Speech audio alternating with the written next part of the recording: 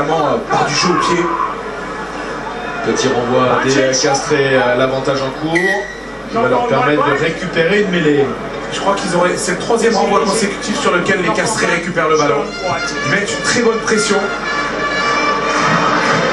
sur le réceptionneur. Ils sont aussi remarquablement bien tapés par McIntyre. C'est un bon renvoi. Ici Chesley qui est à la lutte, qui ne parvient pas à contrôler ce ballon. Il varie beaucoup hein, aussi.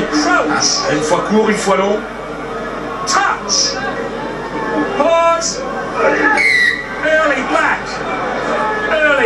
Les Toulonnais sanctionnés, c'est un bras cassé, coup franc. On reprend mêlée.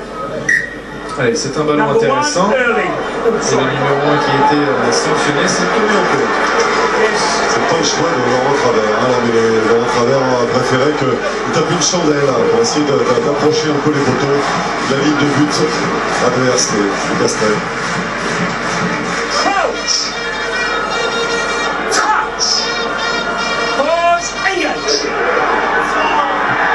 Qui résiste à la pression. La 89 amorcée par Tekori. Sanchou qui porte, il a des cannes. Sanchou, il a des appuis, il est capable de déstabiliser des défenses. C'est gratté au sol par Fernandez Lobé. C'est récupéré par Pierre Mignoni dans l'axe. Il va alerter Rory Lamont, le jeu au pied de l'Écossais. Dans les bras de Marc Andreu qui retrouve Mayol pour la toute première fois. Ce ballon. Avec beaucoup d'appétit. Il a été coffré par Messina. Oh, papa, il faut lâcher Messina. Ça semblait pas évident. Et le problème, c'est que Messina, dès l'instant où il vient se mêler au plaquage, est considéré comme joueur plaqueur et qu'à partir de ce moment-là, on va le voir sur le ralenti. Vous voyez? Là, il est lié, donc il doit relâcher Marc-Andreu, ou du moins de manière significative, enlever ses bras du corps de Marc-Andreu avant de venir contester le ballon, chose qu'il ne fait pas. T'as vu que il avait été bien duré dans le compte mené par ce plaquage de Sébastien Bruno, Marc Andreu, faute, non, le sur Joël pour Romain-Tolé, de ramener son équipe à 6 points. Ah, c'est dur hein, pour Messina et Coquelot, mais c'est la stricte et juste application de la règle. Et des fameuses précisions, recommandations qui ont été données aux arbitres, que ce soit en France ou au Royaume-Uni, pour favoriser le jeu d'attaque.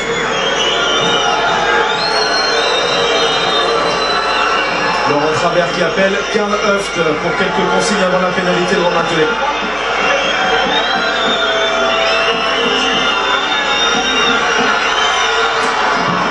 Romain Tolé, la pénalité dans le ciel de Mayol qui passe entre les poteaux. Castro revient à 6 points. Castres est mené 12-6. Il faut trouver absolument des solutions dans le secteur de la mêlée fermée. Il faut fermer le vis-à-vis.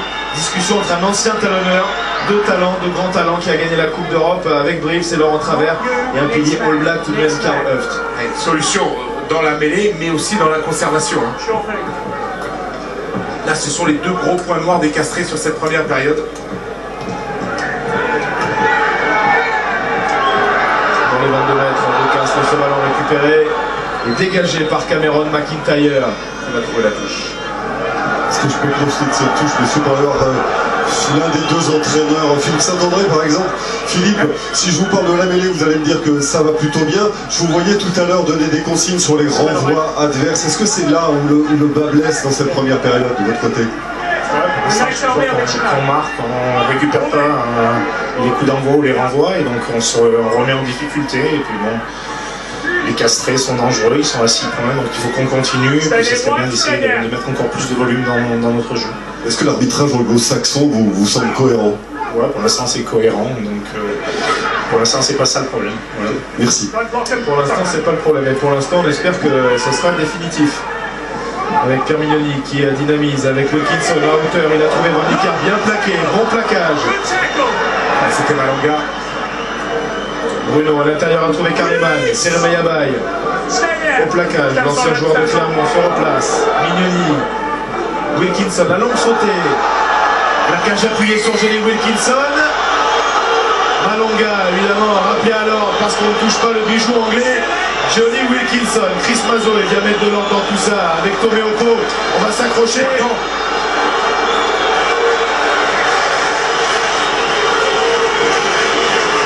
Andrew Small a pris ses responsabilités. Plaquage Un retardement de Steph Malonga, 10 minutes de frigo. Castré réduit à 14.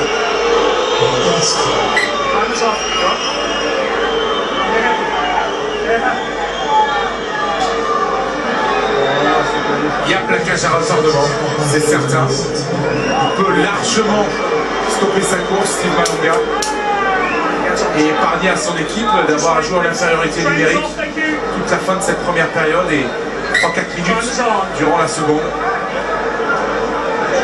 Il n'arrive pas en planche, Steve Malonga, mais... Non, mais c'est une faute. C'est une faute et on le sait en plus quand on a affaire à un arbitrage britannique, anglais, en étant précis, il faut être irréprochable sur l'aspect disciplinaire.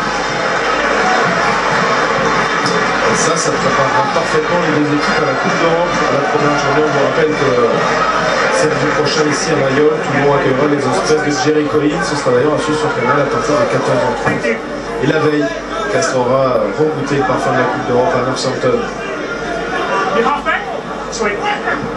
Sébastien Bruno, le ballon pris par Juan Martín Fernández-Gobé. C'est un petit peu le magot des avants. Hein. Fernández-Gobé, il y a Hernandez derrière et Fernández-Gobé devant. La percussion de Chesney. 6 minutes encore à jouer dans cette première période. 6 points de retard pour Castres. Suta qui insiste au fait. Les Castrés sont à 14, on vous le rappelle. Il faut relâcher Mazoé. Mazoé à la faute, à relâcher.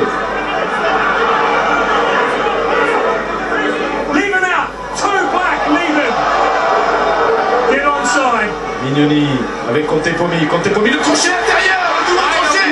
Et dans l'axe, il a trouvé du soutien avec un peu de réussite, c'est Mignoni. Mignoni, il les aime ces ballons, il a trouvé Tomé au pot. Ils ont du mal à avoir des libérations propres, les Toulonnais. Ça oblige les avants ou les joueurs à proximité du rock à repartir seuls avec du jeu à une passe. Mazoé encore au sol, avantage en cours pour les Toulonnais. Mathias Roland, Mazoé. Et dans l'axe, Tomé au pot qui s'arrache, plaqué par Benjamin Kaiser. Mignoni, le coup d'œil, le fermé ou le grand côté, le choix, ce sera le grand côté. Avec Henri Lamonte en position d'ouvreur. Henri Lamonte, il échappe à un plaquage, il avance, l'Écossais, ballon libéré. Serena Yabaye autoconteste, mais les Toulonnais conservent. Attention, c'est un temps fort avec Fernández-Gobé qui se relève, qui trouve du soutien. On revient à la faute. Ouais, position de hors-jeu de Tali Castrel, c'est joué rapidement par Mignoni, attention. Il va allonger, il va trouver le soutien, le gros plaquage. Contepomi, il pris à quelques centimètres. 5 minutes, moins de 5 minutes avant la fin de cette première période. Des Castres qui payent lourdement ce carton jaune, mais qui s'offre un petit répit. Le découpage de Chris Mazoé, c'était quelque chose. Hein.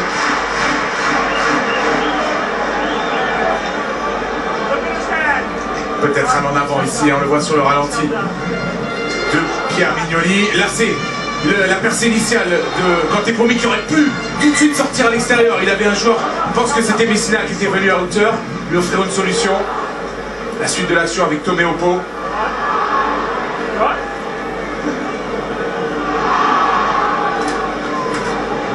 Que vont proposer les Castrés sur cette mêlée à 5 mètres? Que vont proposer les Castrés en défense? Je pense que du côté toulonnais, le choix il a vite été fait. Hein. C'est garder ce ballon devant. On a vu qu'ils ont déjà obtenu pas mal de pénalités sur mêlée dans cette première période. Je crois 3 pénalités. Et donc il faut insister devant à chercher les 7 pénalités. Ils sont 7 en mêlée fermée. Pas de numéro 8 pour canaliser le couloir. Si, visiblement, il est là, il est caché. Ils sont 8 en mêlée. Ils sont 8 en mêlée. Les Castrés, ils vont faire l'effort à 5 mètres de la ligne. Mais la mêlée toulonnaise avance. Ballon conservé avec Mignoni. Retour intérieur. Il a été pris.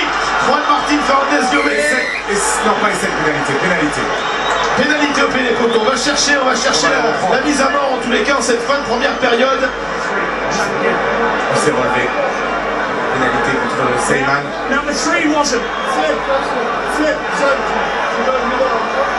Let's go. Sébastien Bruno a échangé un mot avec Joe Van Niekerk, son capitaine. On va demander la mêlée.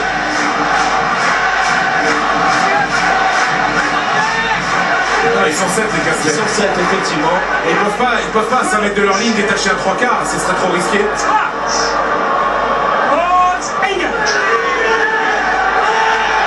Pierre Mignoni qui contrôle, qui lève la tête. Juan Martín Fernández-Gobé sur